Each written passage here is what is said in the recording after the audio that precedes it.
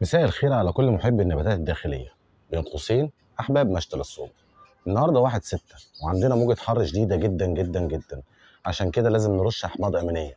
أنا بفكركم لازم نرش أحماض أمينية، بس قبل ما نرش لازم حالا نعمل بوز للفيديو وننزل نتفرج على فيديو مهم جدا جدا جدا اسمه 4 حاجات لازم تكون في بيتك، عشان احنا ممكن نرش أحماض أمينية ويكون في ضرر للنبات منه. انزل اتفرج على الفيديو ده الاول وبعد كده رش احماض امينيه وتعالى علشان نتفرج على اجمل واحلى نوع فيلودندرون في العالم. احلى نبات انا بحبه على المستوى الشخصي جدا، نبات الوايت برنسس. الوايت برنسس من النباتات الجميله قوي قوي قوي قوي، هنتكلم عليها النهارده باستفاضه. خليكم معانا. بس قبل ما نبدا، اللي ما اشتركش في القناه ينزل حالا يشترك في القناه ويفعل زر التنبيهات عشان يوصله كل جديد. ولو عجبك الفيديو لايك لايك لايك، شير شير شير شير شير عشان معلوماتنا توصل لكل الناس. معاكم وسام صقر من قناة مشتل الصوبة، خليكم معانا.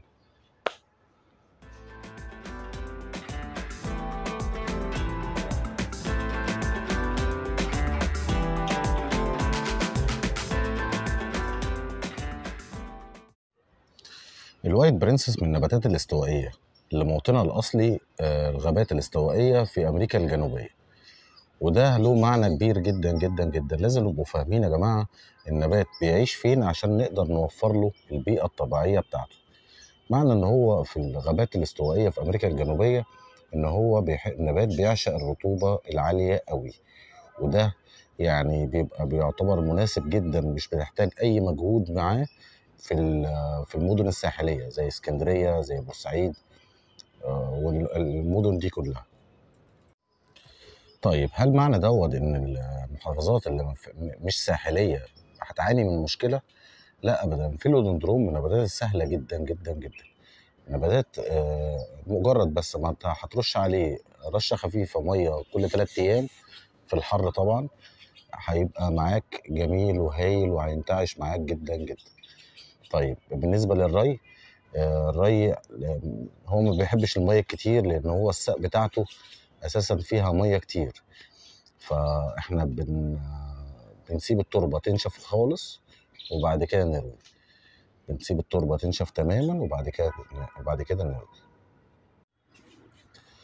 كل انواع الفيلودندرون من النباتات المنقيه الطبيعيه جدا للجو، حتى ان وكاله ناسا لعلوم الفضاء عملت عليه تقرير وقالت ان احنا لو اكتشفنا كوكب ينفع يعيش فيه الانسان لازم نبعت كميه من نبات الفيلودندرون للكوكب ده الاول، وبعد كده عشان يمتص السموم يعني من الجو، وبعد كده نبدا نبعت الانسان للكوكب دوت.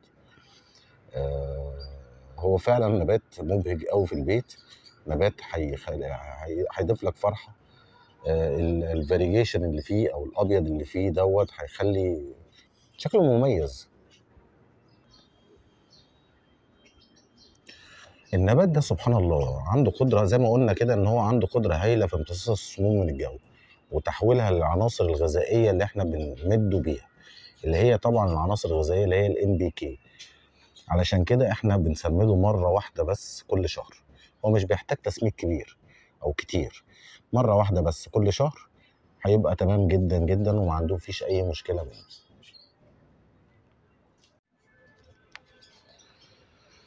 كده يبقى فاضل حاجه واحده بس احنا ما قلناهاش، هي الاضاءه بتاعه النبات. هو نبات داخلي متسامح جدا مع الاضاءه المنخفضه، بس هو عشان يعمل الفاريجيشن بتاعه دوت عايز اضاءه عاليه بدون التعرض للشمس المباشره. احنا لو وفرنا له الظروف البيئيه المناسبه ممكن يفرحك قوي قوي قوي قوي بورقه لونها بينك زي ما انتم شايفين كده في الصوره. هو فعلا من النباتات اللي بتطلع الفاريجيشن بتاعها لونها ابيض ولونها بينك. وبكده نكون قلنا كل حاجه عن الوايت برنس، موطنه الاصلي وطريقه الرعايه والري والاضاءه والتسميد. حبايبنا اللي وصلوا لغايه هنا انتوا اخواتي وحبايبي، لو عجبك الفيديو ما تنساش تدعمنا بلايك وتشير الفيديو على قد ما تقدر عشان معلوماتنا توصل لكل الناس. ولو لسه ما اشتركتش في القناه انزل حالا اشترك في القناه وفعل زر التنبيهات عشان يوصلك كل جديد. كان معاكم وسام صقر من قناه مشتل الصوبه، اشوفكم في فيديو جديد. باي باي.